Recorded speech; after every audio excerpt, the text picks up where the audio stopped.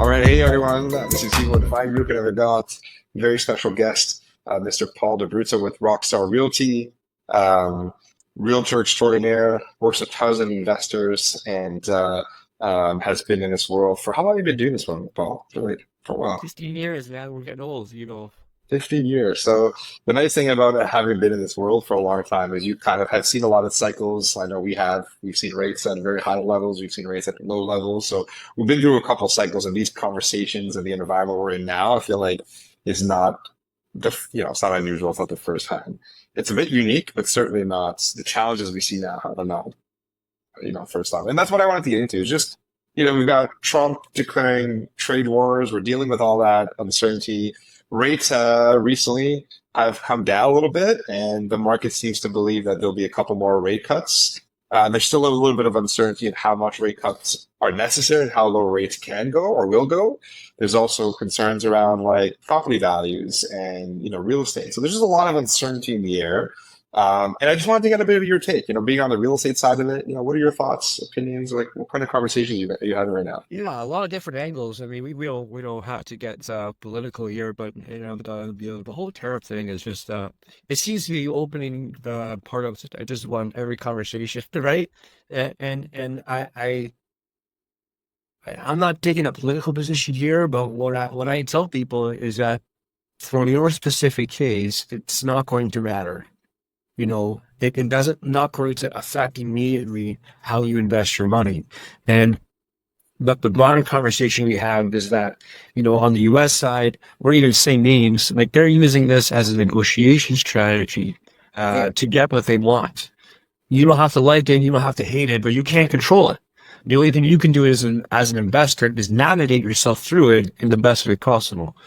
And that's where I tend to leave it. So we'll focus on things we can control and not the things that we can't control, and we eliminate all the complaining. On the race side, I remember saying this when in the last year and a half, where you and I was on some recordings, that I've been waiting to get to exactly this point where rates are hovering around the 4%. Anything in that 3.99, 4.25 type of thing, a lot more investment strategies start to make sense again. The last, 2.5-ish years or so, we've been not stopped, but we've been focused on only the investments that work, and it's been multifamily and some basically multifamily development. Anything more than 1 unit because of the economy. Anything more than 1 unit. Multifamily is like the investment that never goes away. It goes from good to, and it gets better with the conditions of the marketplace. So that's always a place to lean back on. But it's not a place where a new investor is always going to start. Sometimes an investor needs a baby step with a single family home, a condo, some sort of speculation type asset. And those are the ones that have just completely disappeared out of the marketplace. But I think as we, inch closer to that 4%, everyone's comfortable seeing a 3.99, advertised at the bank.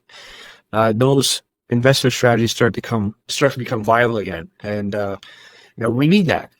In my view, totally personal, purely from the investment side, is needs to get buyers back in the marketplace. I know there's sellers and people are hesitant.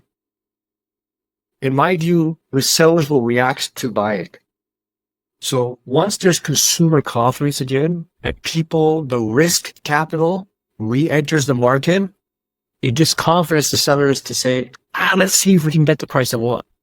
Not that, let's hold off because I don't think I'm going to get the price I want.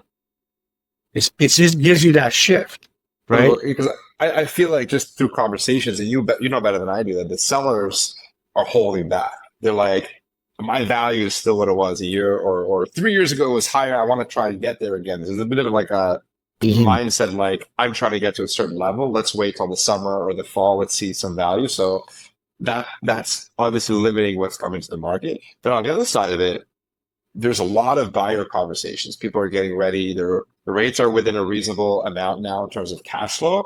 And I think they're also thinking, like, I want to try and get a deal. And I guess my other question is, like, are you seeing deals for those guys that are very ready to go? We are, because we all have our own nuances and opinions about what's going on and what can change it. But the data speaks, and the data is that we have a lot more listings now than we did. and there's just not enough buyers in the marketplace. So we need buyers to come back in and balance out that demand. As sellers see inventory fly off the market, they're going to put theirs on. It's going to come back, Yeah. right? So it's I really think just momentum. It's always going like that. it's momentum, and we need that consumer confidence. We need some good news back in the news cycle, that shows with certainty, because a confused mind only says no, right? If people can't, if real estate's obviously we know real estate investment's a long-term game. If the average buyer, average real estate investor, or first-time investor even can't predict what's going to happen in the next 3 to 6 months, they're not going to invest. They're confused. Yeah, You got to especially be an able to investor. predict Yeah. 12 months and beyond, right?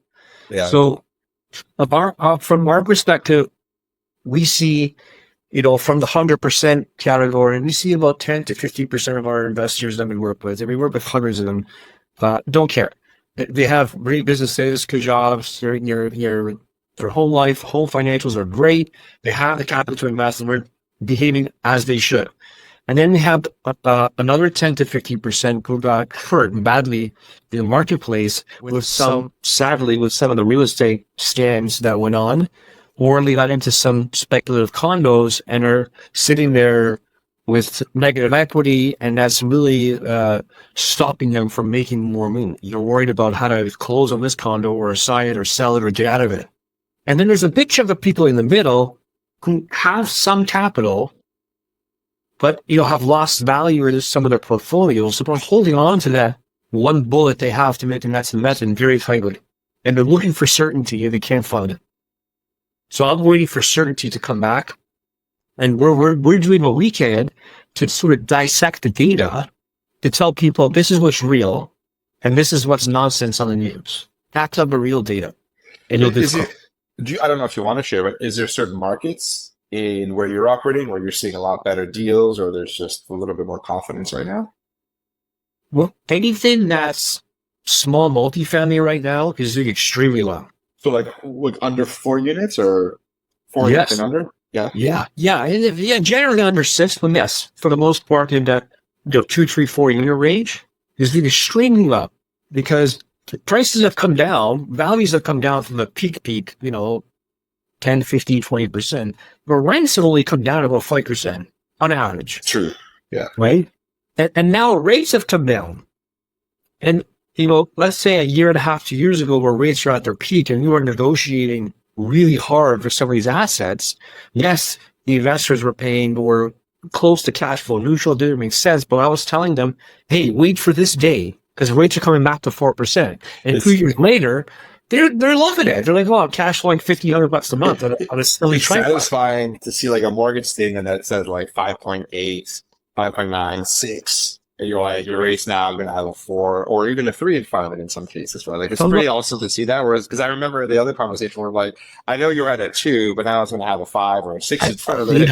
But it's kind of going the other way, which is pretty nice, especially if those guys that will roll the dice 1 or 2 years ago in the middle of chaos when rates are going up and said, you know what, I'm good. I'm just going to see what works out. And they're not going to benefit from the cash flow improvement. Exactly. And for you investors, I'm saying the entry level product for me in my mind is always going to be the duplex. It is the easiest to explain. Everyone knows what a duplex is, up and down, side to side, doesn't matter. And it just makes sense. Prices have not recovered that much from the low, but rents have stayed, pretty much neutral or down 5 or 10%. And it's an easy, very easy investment to manage. And you can rent a condo, you could rent two condos on top of each other, which is basically what a duplex is. It's not rocket science. And you're getting the cash flow.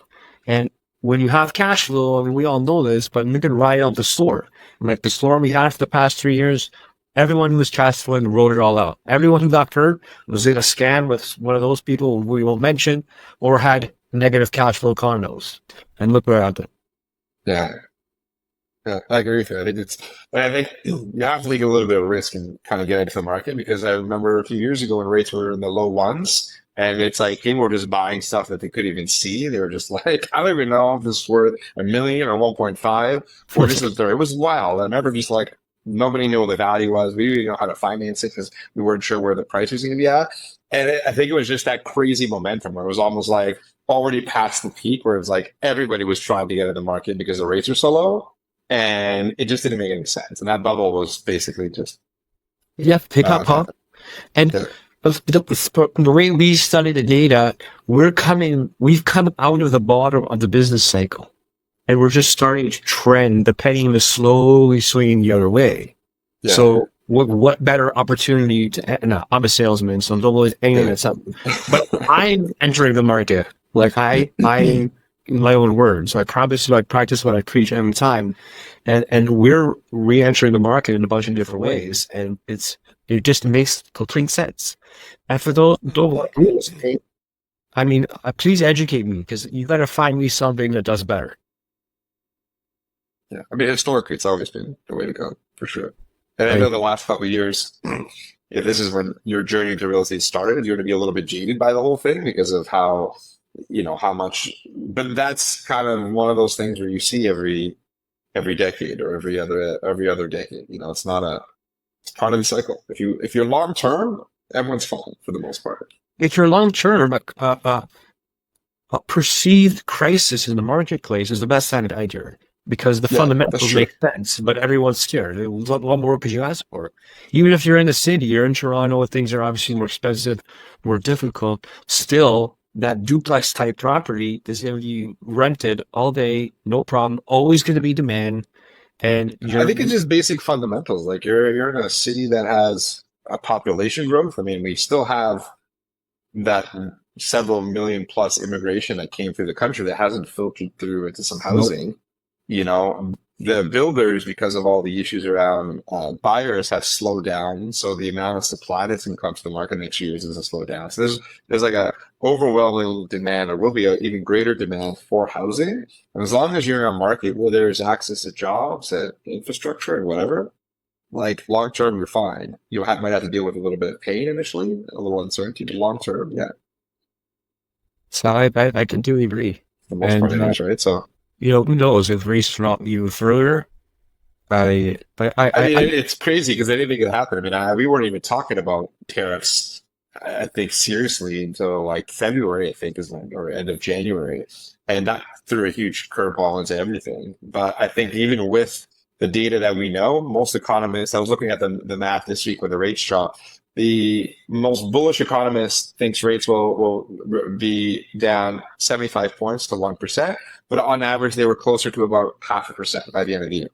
That's the data today. That could I, change I think tomorrow. everyone would love to see 2.5% interest rates, but fundamentally, if we hover at 3.5, or under 4, that's really healthy. It's a healthy place to be. That's a pretty balanced world. That's what we've been saying for years is like we went from like the low ones to the high sevens and had all of that. But prior to that, historically, anywhere between a 3 to 4%, it's kind of where that cycle sort of went up and down. Keep in mind that we're still coming out of COVID. We're still coming out of extreme inflation. So we're still trying to get the rates environment back to where it should be. And we're not even there yet. We're not far from it though. So yeah, you're right. I think if you can get a rate in the current options that we're seeing now and you're conservative, then lock it in because you Yeah. would be locking in at below historicals anyways, or very near the historicals. So if you're going to be risk averse. So I think, yeah, makes a I, lot of I, sense. and I'm a fan of variable. I've been riding the variable the whole time. Even as it was going up, I stayed in. Going was So there. yeah, I personally am very bullish on variable, and it was very difficult at one point to tell someone, hey, you should lock in at 6.5 variable, even though I can give you a 5 point whatever rate fixed when rates were so high. As long as you believe in the theory that rates would come down, it's difficult to make that argument. And I understand some people just needed that comfort. But once you did write it out, and now seeing the rates under 4%, a lot of them are low fours, and have been able to kind of avoid locking in at 5+%. Because unfortunately, a lot of clients they just like 3 to 5 years locked in the high fives, mid fives, which is kind of wild, you Yeah, know. But yeah. at the time, it made sense. So What they say, vary the property and date the rate, right? yeah, the date the rate, marry the home. That's Yeah. kind of the same thing, definitely with real estate investing, right? When we were talking about a year or two ago when the rates were so high, but values had come down quite a bit.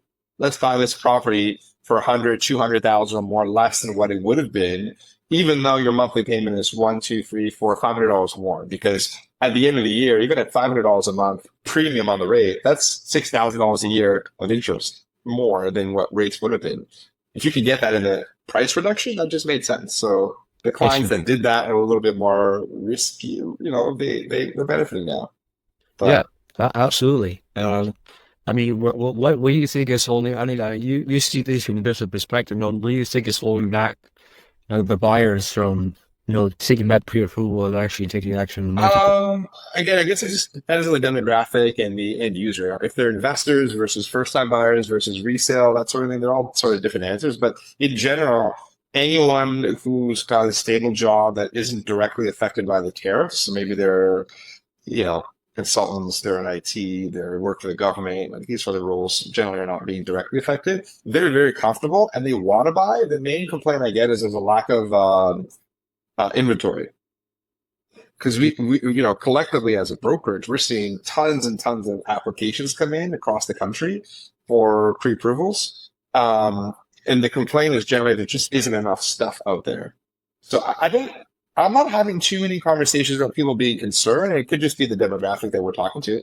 They're not necessarily concerned about what will happen because they're like, I'm stable, my income's fine, I'm not too worried about what happens. The rates are in a world where I'm very comfortable, and the prices I know are lower than they had been in the last couple of years. So I want to get into the market. So I don't think people are concerned about values in that way. The issues that we're seeing is the individuals that are closing on new builds. Like almost every new build that's like 1 or 2 years old is coming in below market. That's kind of scary, and it's a tough call to be like, hey, you bought this place, you got to come up with another 100. I have one yesterday. It's $150,000 more. And it's just that's what the value is. Like you paid a premium because that's what you paid for it. So those are coming to market. So those are a little scary.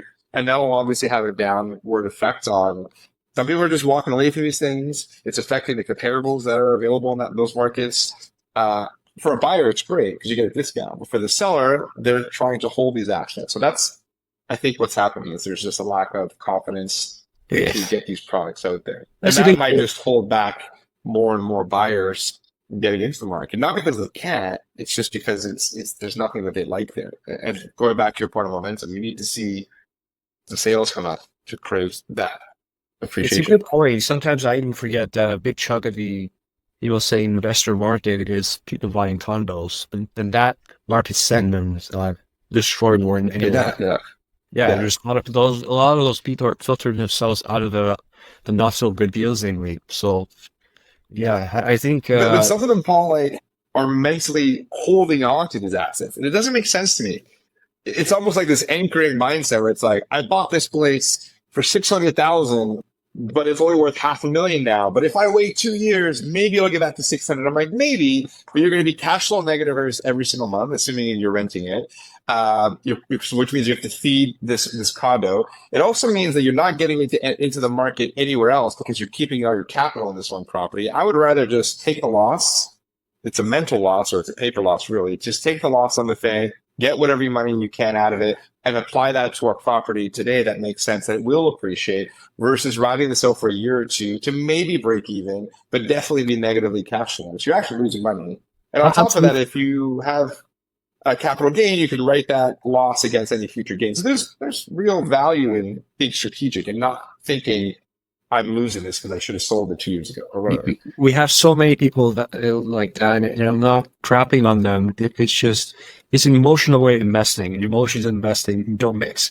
When you make a speculation, that's what it is. Sorry, on a condo, you have to be able. If you bet on red, you have to be able to take the loss. Right? It's like you're betting on red, and then you're praying to the guy behind the table to give you your money back, and it doesn't work that way. So you're better off taking the loss and reinvesting in 2 years to make it back up, because that investment.